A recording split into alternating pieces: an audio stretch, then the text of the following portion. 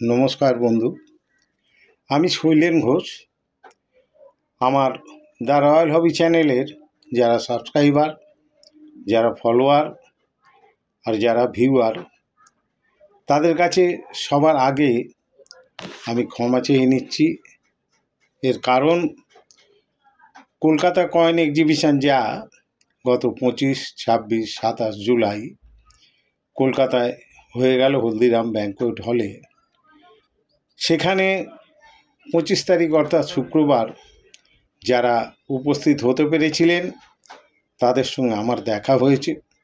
তারা পুরো এক্সিবিশনটাই ভালোভাবে ঘুরে দেখেছেন। ওখানে প্রায় 62টা স্টল ছিল। আশা করি তারা প্রত্যেকেই সব স্টলে গেছেন এবং কিনুক না কিনুক তারা একটা বিরাট অভিজ্ঞতা সঞ্চয় করেছেন। কোন বিষয়টা মনে রাখবেন, মুদ্রা প্রদর্শনী।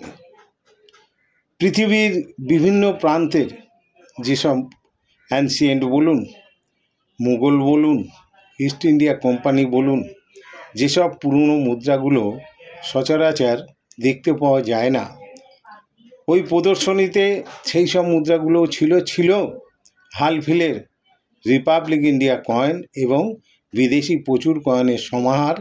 তো বন্ধু, একটা বিরাট অঘটনের হাত থেকে আমরা এবং আয়োজক সংস্থা নিউমিস্টিক সোসাইটি অফ ক্যালকাটা আমরা রক্ষা পেয়েছি। এবছর খুব ধুমধাম করে এই প্রদর্শনীটা করা হয়েছিল। তার কারণ নিউমিস্টিক সোসাইটি অফ ক্যালকাটার 40তম জন্মদিবস উপলক্ষে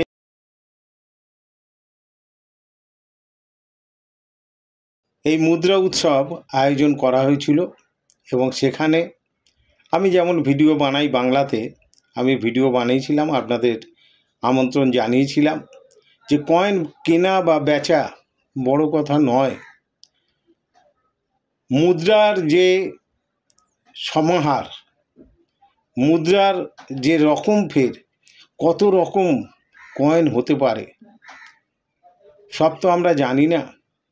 আমরা আলেকজান্ডারের কয়েন দেখিনি, আমরা সাধারণ মানুষ এগুলো সম্পর্কে তত ভাবি না।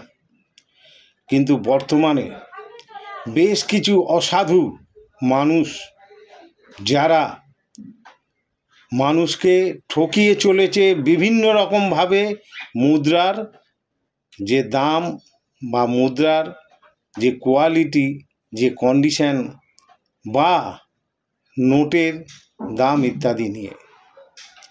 আর সেই সব অসাধু ব্যক্তিদের ভিডিওতে নানা ধরনের লোভনীয় প্রচার দেখে মানুষের সমাগম, যেটা আজ পর্যন্ত অন্তত আমি দেখিনি। একটা বিরাট সংখ্যক মানুষ রাত জেগে লাইন দিয়ে, অন্তত 1-1.5-2 কিলোমিটার লাইন, ভাবা যায়। আমি যখন সকাল 10টার সময় হলে ঢুকছি, তার আগে আমাকে অন্তত হাফ কিলোমিটার আগে ট্যাক্সি থেকে নেমে যেতে হয়েছিল, কারণ এত ভিড়, সেখান থেকে গাড়ি যাওয়ার মতো অবস্থা ছিল না। এই অবস্থা হলো কেন? আমাদের ভাবতে হবে বন্ধু, যে একটা সাধারণ মানের কয়েন বা নোট কত দামে বিক্রি হতে পারে। আমি আশা করব যে আমার যারা সাবস্ক্রাইবার আছেন, আমার যারা ভিউয়ার আছেন, ফলোয়ার আছেন, তারা ইতিমধ্যে জেনে গেছেন যে সাধারণ কয়েনের কোনো দাম তেমন পাওয়া যায় না বা বিনিময় মূল্য তেমন কিছু নয়। কিন্তু ওই রাত জেগে যারা লাইন দিয়েছিলেন, হাজার হাজার মানুষ, তারা কোথা থেকে এলো?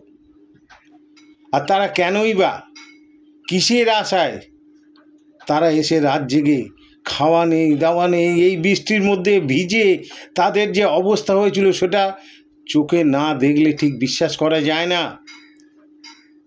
আমরা তো অবাক হয়ে গেছি। শুক্রবার কোনো রকমে কেটে গেছে আমাদের। শনিবার সকাল থেকে ভিড় আর ভিড়, ভিড় আর ভিড়। সেই সময় পুলিশের সঙ্গে কোনো রকমভাবে যোগাযোগ করা হয়নি অত সকালে। ফলে হলের বাইরে কাঁচের গেট একটা আছে, সেখানে যে পরিমাণে মানুষজন জমা হয়েছিল, আজ যদি বাই চান্স কোনো একটা অ্যাক্সিডেন্ট হয়ে যেত তাহলে কি হতো? প্রতি বছর যে 3-4টে করে কয়েন এক্সিবিশন হয়, এটা শুধু বিজনেস নয়, এটা একটা জ্ঞানের মেলা। কারণ সাধারণের কাছে হয়তো অনেক কিছু প্রশ্ন থাকতে পারে, তাদের কাছে এগুলো কোনো কিছুই নয়, ঠিক কথা। কিন্তু আমরা যারা দীর্ঘদিন ধরে এই নিউমিজমেটিক প্রফেশনে যুক্ত, আমাদের কাছে এটা অনেক বড় ব্যাপার। তার কারণ আমাদের রুটি রুজির সব কিছু আমরা এই মুদ্রা বিনিময়ের মাধ্যম থেকে পেয়ে থাকি এবং তা দিয়েই আমাদের চলে। তো বন্ধু, সেই যে ভিড়, এই ভিড় দেখে আমিও আঁতকে উঠেছিলাম যে একটা কিছু হয়তো হয়ে যাবে, কিন্তু উপরওয়ালা আছে। নিউমিস্টিক সোসাইটি অফ ক্যালকাটার সদস্যরা তারা তড়িঘড়ি সিদ্ধান্ত নিয়ে পুলিশের সঙ্গে যোগাযোগ করে এবং পুলিশ আসার ফলে এক্সিবিশন সাময়িকভাবে বন্ধ করে দেওয়া হয়, দিয়ে মানুষজনকে বুঝিয়ে হলদিরামের ভেতর থেকে তাদের বাইরে নিয়ে আসা হয়। কিন্তু তাদের মনোভাব এতটাই উগ্র হয়ে গেছে যে আমাদের ঢুকতে দিতে হবে, আমরা লাখ লাখ টাকা, কোটি কোটি টাকা এখানে কয়েন বিক্রি করে ইনকাম করতে এসেছি। ভাবা যায়? লাখ লাখ টাকা, কোটি কোটি টাকা কয়েন বিক্রি করে তারা ইনকাম করবে, এই খবর তাদেরকে কে দিল? কিছু অসাধু ইউটিউবার আছে যারা রিলস বানায়, যারা মানুষকে বোকা বানিয়ে প্রতারিত করে। সেই সব চিটিংবাজরা নানাভাবে ভিডিও বানিয়ে এই সব মানুষগুলোকে হাজির করেছে ওই হলদিরাম ব্যাঙ্কোয়েট হলে, এবং তাদের মাথায় ঢুকে গেছে আমার কাছে যে কয়েনটি আছে বা যে কয়েনগুলো আছে সেগুলো বিক্রি করলে আমি রাতারাতি লাখপতি বা কোটিপতি হয়ে যাব। বন্ধু, সামান্য একটু ভাবার অবকাশ ছিল না আপনাদের? যে না, এই যে কথাগুলো তারা বলছে এগুলো কি ঠিক? এটা হতে পারে? এটা সম্ভব? আমার কাছে দোকান বাজার থেকে পাওয়া কিছু কয়েন আছে, আমি সংগ্রহ করে রেখেছি। এবারে আমি ওই ধরনের প্রলোভন ভরা একটা ভিডিও দেখে আমিও দৌড়ালাম ওখানে লাইন দিয়ে, সারা রাত জেগে কয়েন বিক্রি করতে গিয়ে যদিও বা গেট থেকে পৌঁছে আপনারা হলের ভিতর ঢুকতে পারলেন, সেখানে গিয়ে কী জানলেন দোকানদারদের কাছে? যে এই কয়েনগুলো আমরা কিনি না। তখন আপনার মনের অবস্থাটা কি হয়েছে, বা আপনারা কি ভাবলেন তখন? যে হয় আমরা আপনাদেরকে ঠকাচ্ছি, আর না হলে আপনারা যে কয়েনগুলো নিয়ে এসছেন তারা কম দামে হাতিয়ে নিয়ে তারা লাখপতি কোটিপতি হতে চায়। বন্ধু, এটা সম্ভব নয়। আমি মানছি এই অসাধু মানুষজনগুলো নানা রকমভাবে আপনাদের সামনে হাজির করেছে নানা রকমের প্রলোভনের ভিডিও।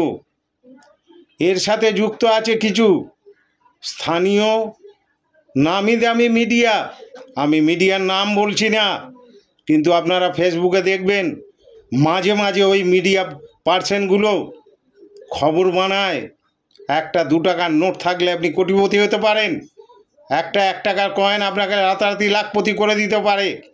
এই মিডিয়া, তোরা কি ভেবেছিস মানুষকে এইভাবে ঠকাবি? তোরা জানিস না? হ্যাঁ, তুই কিনবি এই কয়েন? চলে আয় আমার কাছে। আমি শৈলেন ঘোষ বলছি, এমন কোনো মিডিয়া নই যে আমাকে চেনে না। চলে আয় আমার কাছে। হ্যাঁ, কি ভেবেছিস এইভাবে মানুষকে ঠকিয়ে তোরা পয়সা উপায় করবি? হ্যাঁ, এইভাবে মানুষকে ভুগিয়ে তোরা আনন্দে থাকবি? যে মানুষগুলো সারা রাত ভিজেছে ওখানে দাঁড়িয়ে, যে মানুষগুলো ক্ষুধার্ত পেটে কটা কয়েন হাতে নিয়ে দূর দূরান্ত থেকে এসছে, তারা ভেবেছে ওই কয়েনগুলো বিক্রি করে তাদের ছেলে মেয়ের মুখে অন্ন তুলে দেবে। তোদের এই ভুল প্রচারের জন্য তাদের যে কষ্ট হয়েছে, তারা মানুষের কাছে হয়তো ধার দেনা করে টাকা নিয়ে গাড়ি ভাড়া করে তারা এখানে এসছিল। তাদের সেই অপমানের, সেই ক্ষুধার্ত পেটের খাদ্য তোরা দিতে পারবি? দিতে পারবি না? তাহলে কেন ভুল প্রচার করবি তোরা? ভুল প্রচার করে মানুষকে কেন বিভ্রান্তির মধ্যে ফেলবি? শুনে রাখ বাবা, আমি শৈলেন ঘোষ, তোদের মিডিয়া লাইনে এমন কেউ নেই আমাকে চেনে না। এরপর যদি ওই রকম ভুয়ো ভিডিও তোরা মিডিয়াতে ছাড়বি, তাহলে 200, 500, 1000 ওই রকম লোকের দল নিয়ে গিয়ে তোদের মিডিয়া অফিসে আমি ঘেরাও করব। তোদের মিডিয়া অফিসে আমি যাব, আর তোরা ওই টাকাগুলো দিবি। 1 2 টাকা, একটা 1 টাকার কয়েনের বদলে, বা একটা 1 টাকার নোট বা 2 টাকার নোটের বদলে, বা ট্র্যাক্টর নোটের বদলে 2 লাখ, 5 লাখ, 10 লাখ, 1 কোটি টাকা তোরা দিবি। জেনে রাখ, আমি শৈলেন ঘোষ, আমার এসে কেস কর, আমি বুঝে নেব। সাবধান হয়ে যা। মানুষকে ঠকানোর, মানুষকে প্রতারিত করার একটা সীমা থাকে, একটা সুন্দর পরিবেশ। পরবর্তী প্রজন্ম কি শিখবে তোদের কাছ থেকে? পরবর্তী প্রজন্মকে শেখানোর নানা প্রয়াস আমরা করে থাকি, নানাভাবে, নানা স্কুল কলেজে আমরা কয়েনের প্রদর্শনী করে থাকি, তাদের শেখাই। আর সাধারণ দুর্বৃত্ত চিটিংবাজদের মতো মিডিয়ারাও আচরণ শুরু করে দিয়েছে। এগুলো অবিলম্বে বন্ধ হোক, না হলে সমাজ অন্যরকম ভুল পথে পরিচালিত হবে।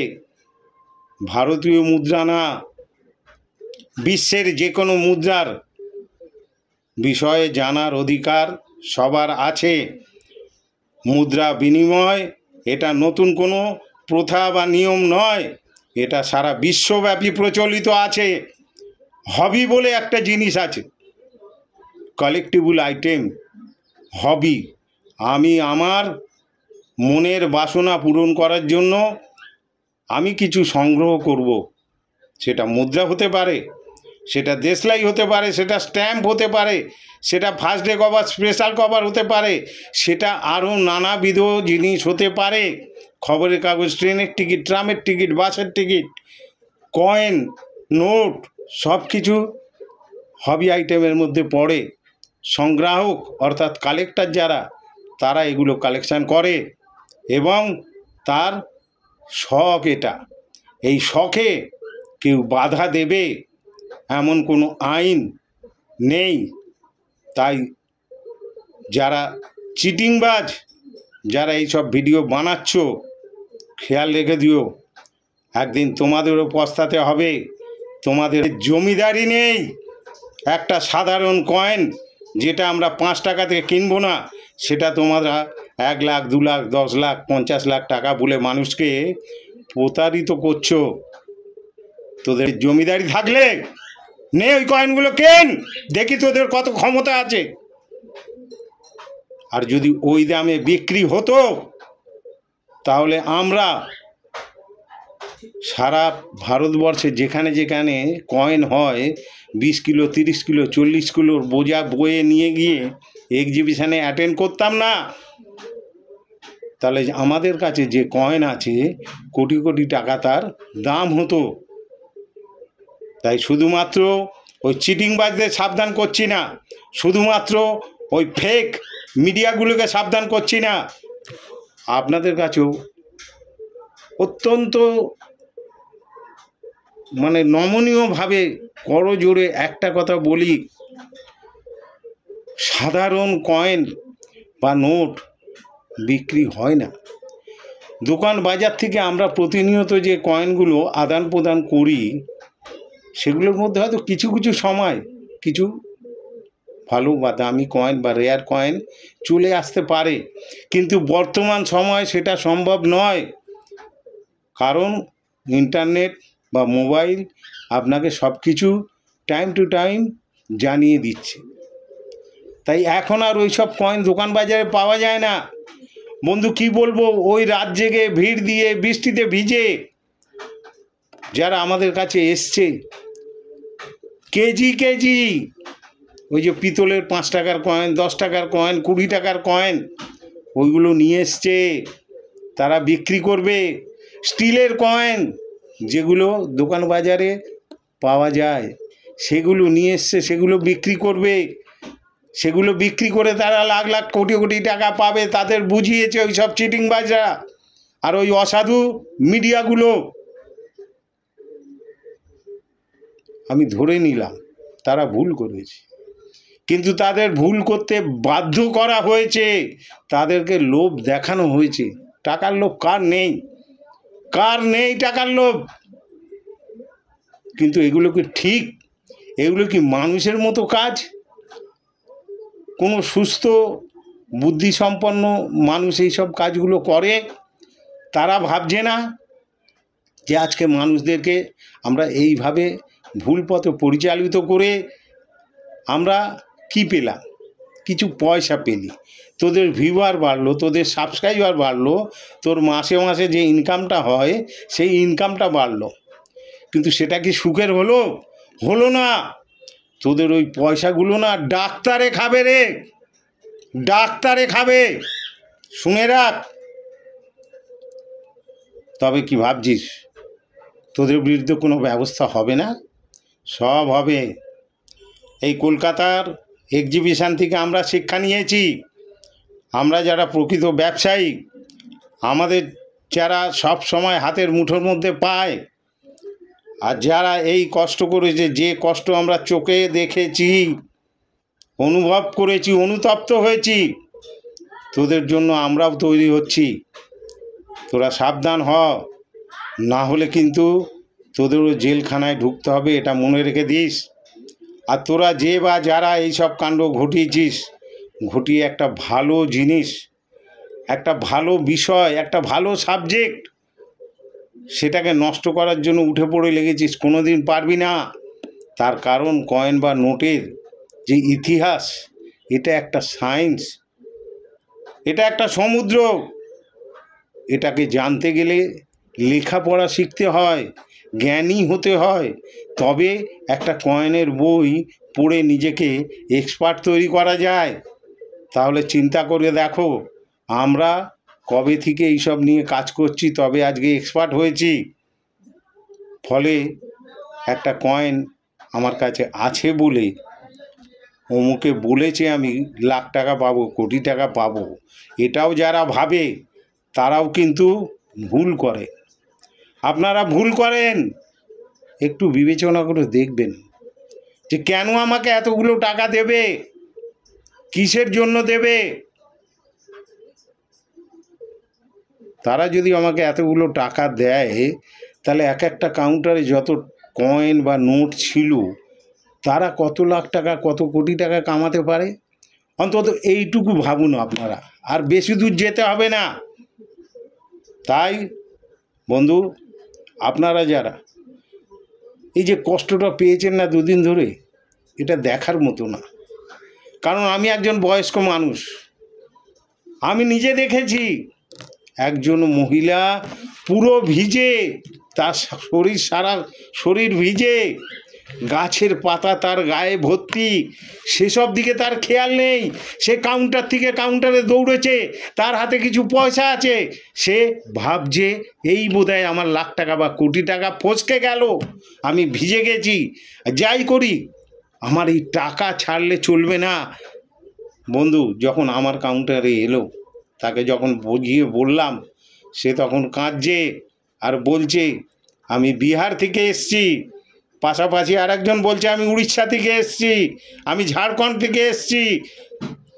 বন্ধু আপনি ভাবতে পারেন বাংলার বাইরে থেকে এইসব মানুষজন এসে কি ভোগান্তির শিকার হয়েছে। সারা রাত জেগে ট্রেনে এসছে, কেউ বাসে এসছে, তারপরে সারা রাত জেগে লাইন দেওয়া, খাওয়ার ঠিক ছিল না, তারপরে পুলিশের লাইন ঠিক করেছে, লাইন অনুযায়ী ঢুকতে গিয়ে অর্ধেক লোক ঢুকতে পারেনি। হলের তো একটা ক্যাপাসিটি থাকে, সেখানে কত লোক ঢুকতে পারে, 100-200, তারা দেখে নিল, তারপরে আবার যেতে পারে কেউ। কিন্তু একসঙ্গে যদি 2000-5000 লোক হয়, তাহলে কি হলে তাদের জায়গা হবে? হবে না। যার জন্য লাইন করে যতজন পেরেছে তারা ঢুকেছে, তারা দেখেছে, তার বাইরে যারা ছিলেন তারা হতাশ হয়ে ফিরে গেছে। আমারও অনেক সাবস্ক্রাইবার আপনারা আছেন যারা লিখেছেন গেছিলাম কিন্তু ঢুকতে পারিনি, ফেরত চলে এসছে। কিন্তু এর আগের বছরের এক্সিবিশানে এমন কথা তো আপনারা বলেননি। তাহলে বন্ধু আপনারাও ভাবুন যে কেন এই ধরনের ঘটনা ঘটছে, কেন ঘটবে। মুদ্রা জগৎ বিশাল জগৎ, ইতিহাস। মুদ্রা হচ্ছে ইতিহাস। ভারতবর্ষ শুধু নয়, সারা পৃথিবীতে বিশাল মার্কেট। আদি যুগ থেকে মুদ্রা বিনিময় যখন শুরু হয়েছিল, সেই সময় থেকে আজ পর্যন্ত নানা রকম মুদ্রা আমরা দেখতে পাই এইসব প্রদর্শনীতে।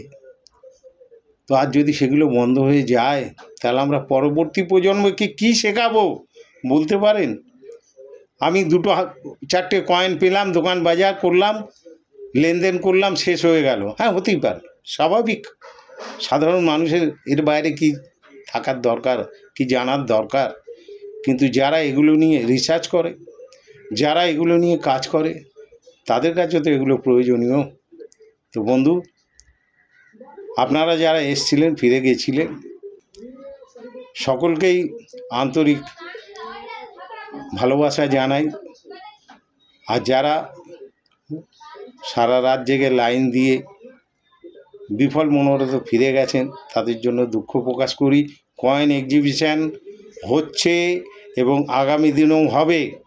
আর এইসব অসৎ ব্যক্তি, চিটিংবাজ যারা, আর এই অসৎ মিডিয়াগুলোর বিরুদ্ধে আমাদের আন্দোলন চলতে থাকবে। এবং আমরা নতুন করে আবার নিজেদেরকে তৈরি করছি যাতে এইসব অসাধু ব্যক্তিগুলোকে ঠেকানো যায়। তো বন্ধু, আপনারা সবাই ভালো থাকুন, সুস্থ থাকুন। পরবর্তী এক্সিবিশনে হয়তো আপনাদের সঙ্গে আবার দেখা হবে। তো আজকের মতো এখানে শেষ করি। সকলকে আমার নমস্কার।